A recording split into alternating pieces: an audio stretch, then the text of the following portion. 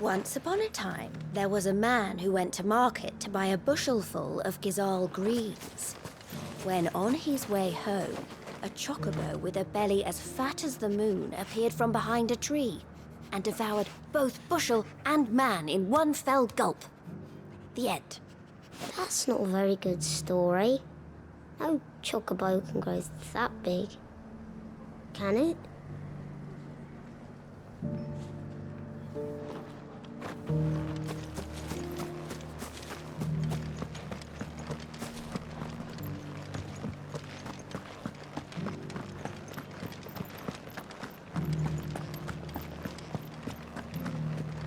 We had a herald from the Dominion.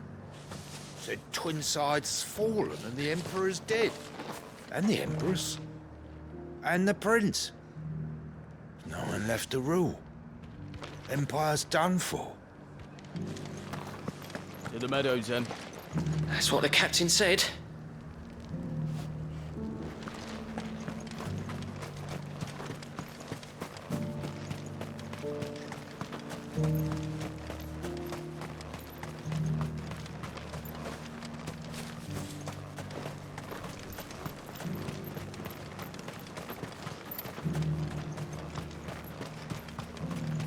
As long as you remain, the Vale will see to your needs. I left everything in the capital. What am I to do? Where am I to go?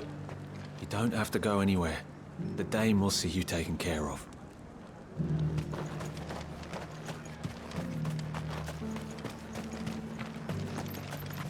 You heard the herald. The Emperor's dead and the Empire along with him.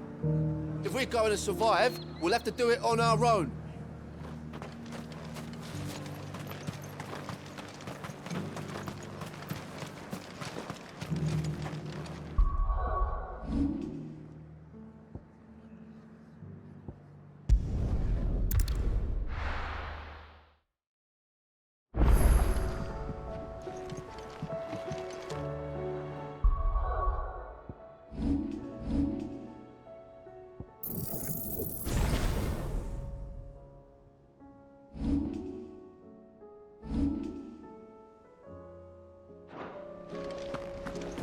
I'd be happy to tell Otto everything that happened. But I know he appreciates it when you spare him the time. A youth claiming kindred with your old commander arrived earlier this morning. Well spoken he was. And handsome too. More than a few of the girls and boys have taken an interest, if you get my meaning. A youth claiming kindred with your old commander arrived earlier this morning. Well spoken he was. And handsome too. More than a few of the girls and boys have taken an interest, if you get my meaning. Did you see that? Tell me you saw that.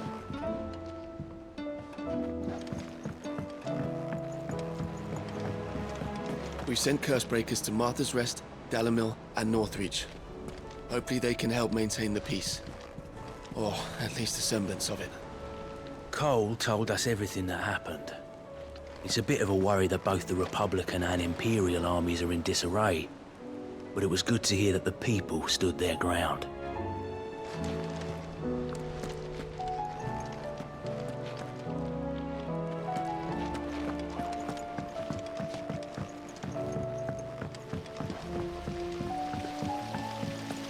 The girls here can have Otto and Gav and Gareth and Cole and all the rest. My heart beats for another. Now, if only Lady Taya would let me into the infirmary.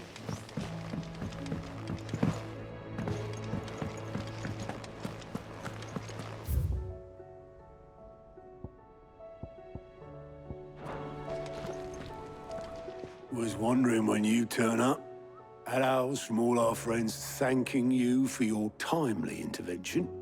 How is it you always manage to arrive at just the right moment? Luck, I suppose. Any word on the rest of the realm? Let's see. Storm's still crying out for Mother Crystals. The nations are still in chaos. And the skies are still the color of a kick in the kidneys 2 days on. So... Right. Clive, we knew this was going to happen. Well, not the Bleeding Skies part, but you take my point. Now's not the time to second-guess yourself. Now's the time to visit the infirmary. Talia says your brother's awake. Thank you, Otto.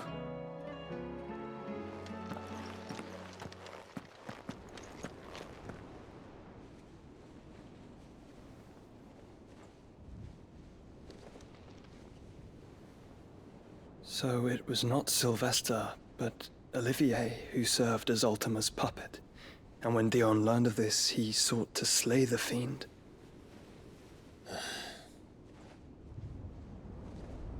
Only for his father to take the spear that would have freed him. Enough to drive a man to madness. Small wonder he hasn't stirred. I would be afraid to wake. Had I but reached out to him sooner, warned him of the threat Ultima posed. But now, both an empire and her prince lie broken. Joshua, what do you know of Ultima?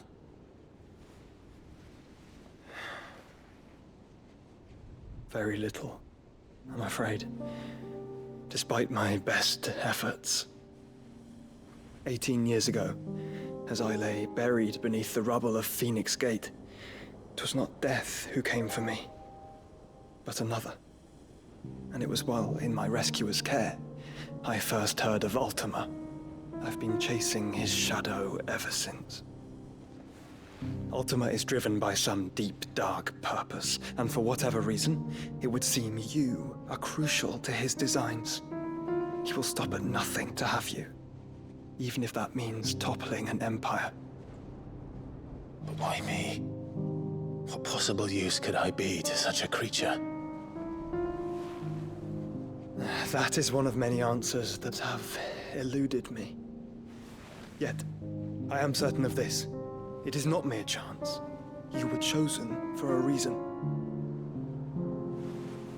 All dominants carry within them the might of an icon. Nigh limitless power that is at once acutely limited. I wield fire, and only fire. And I only ice. 8 wardens for 8 elements. But you, Clive. You are different. You're special. Your abilities begin with the flames of Ifrit. But they do not end there.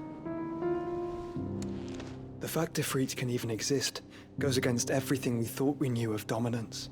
Perhaps Ultima has been waiting for one such as you, whose potential is truly limitless. I've encountered that thing several times now. If it or he, as you say, needs me, why hasn't he claimed me as he did the boy? Were I to hazard a guess, I'd say the two of you are somehow incompatible. His mind not properly attuned to your body. His mind? Mind, awareness, spirit, call it what you wish. But I believe Ultima to be an embodiment of the concept. This is why I struggle and fail to contain him here inside me. I'm sorry. Inside you? With every setting sun, I feel my strength wane. And though the Phoenix's flames mend the prison I have made for Ultima, they do so at a cost. We must find a means to bring an end to him before I meet my own. What were you thinking? It was that or let him take Clive. And I've always had a soft spot for my brother. But that doesn't mean you should sacrifice yourself to save me.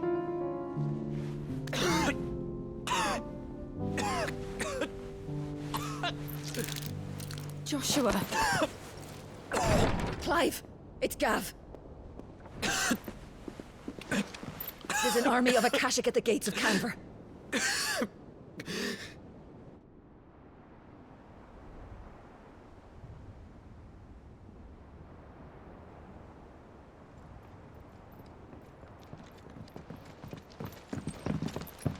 Well, what's the short of it? Thought Tyre told you. The capital of the Free Cities is under siege by an army of monstrosities. The City Guard are doing their best to stem the tide, but numbers ain't on their side. What of Lord Byron and Mid? Were they able to escape? No, but they're all right for now. They're hiding with Gav at midship. We have to get them out of there. And we shall. Otto, prepare a Stolas. Tell Gav to stay exactly where he is. Understood. Vivian, what's the swiftest route to the Free Cities? That sounds like a question for the map. Look here. This road, through Tabor, should provide the least trouble. Good. What a coincidence. Tabor is exactly where I'm bound. Joshua, Bed is where you should be bound. You don't think I told him the exact same thing? Were Tyre not such a talented healer, I would surely have been inclined to agree. But, thanks to her ministrations, I feel I may safely rejoin my attendant, who was to wait for me in Tabor if we became separated. All right, we travel together. Clive! If he stays close to me, he'll be fine. Thank you, brother. I'll look after him.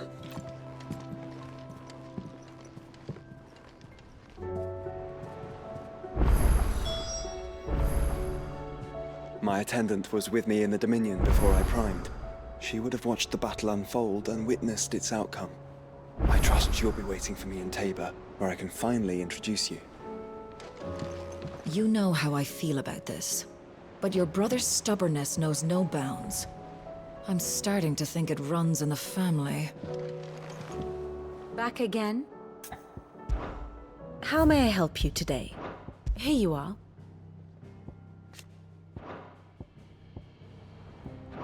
Thus ends today's lesson.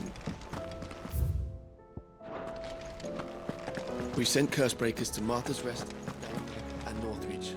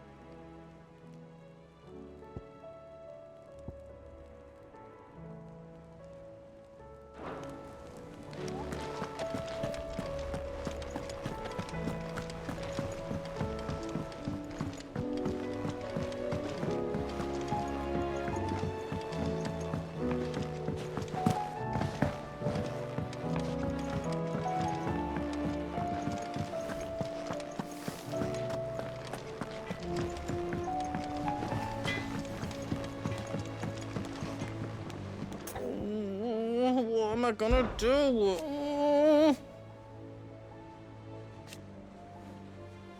But no more.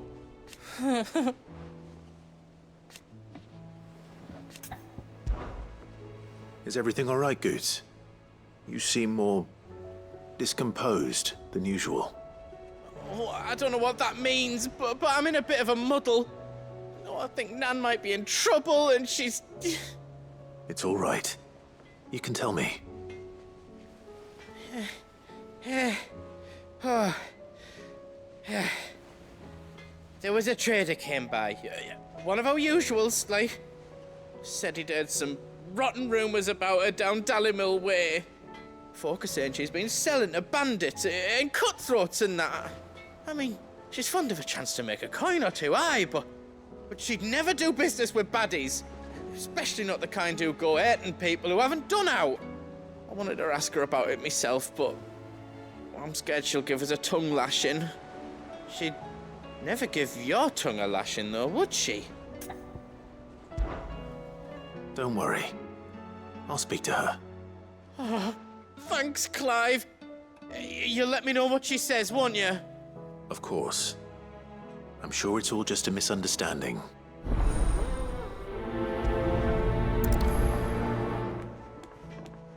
Nan sometimes sells swords and that, but never to anyone who's not a friend of ours. That's how it's been for as long as I've known her. You don't think it's true what people are saying, do you? Round and round the city clock, the wyvern chased the eagle. The birdie stopped to catch his breath. Down came the eagle.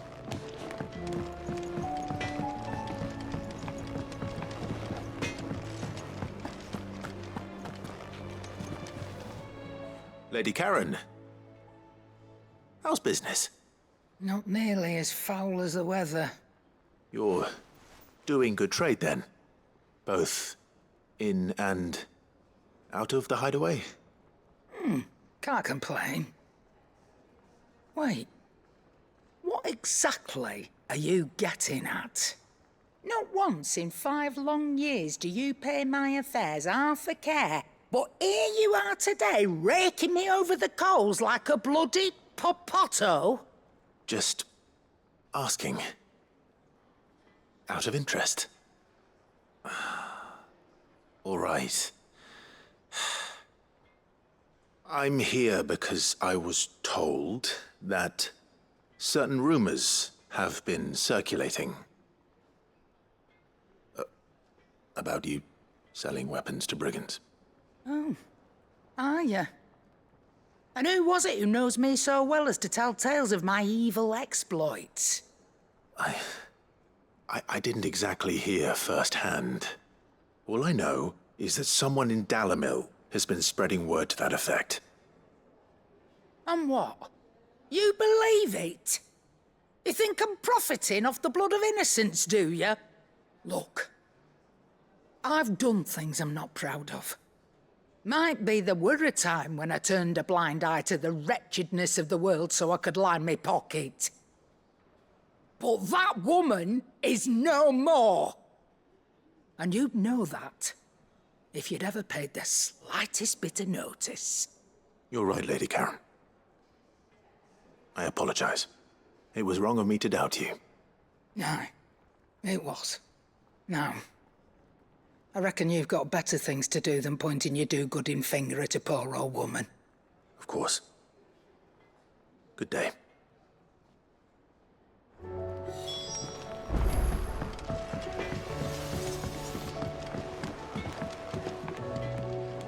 I spoke with Lady Karen. What did she say? That the rumors were unfounded, and that I was a fool for thinking they might hold any truth, along with some other things that made her feelings clear. And while it sounds like she may have done things she regretted in her past, she says those days are behind her.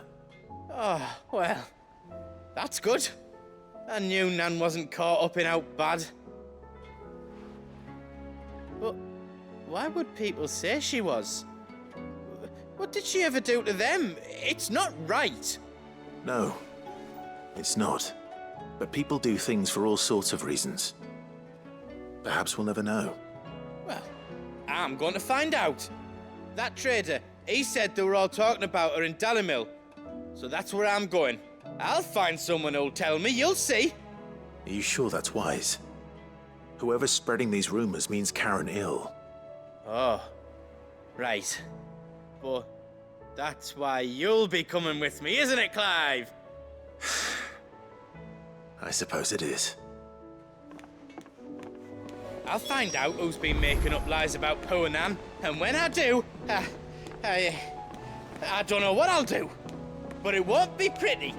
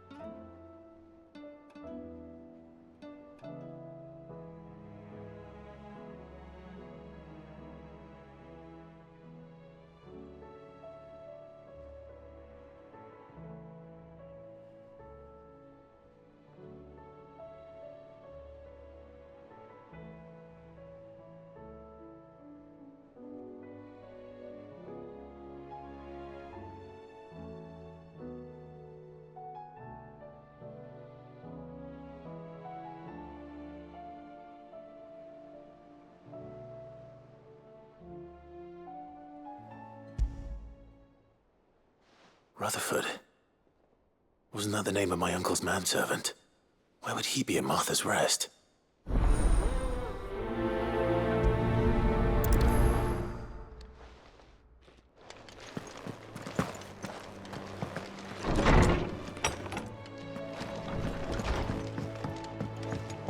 Did you see the pair that got hauled into tires? Aye, all their fancy silks stained red.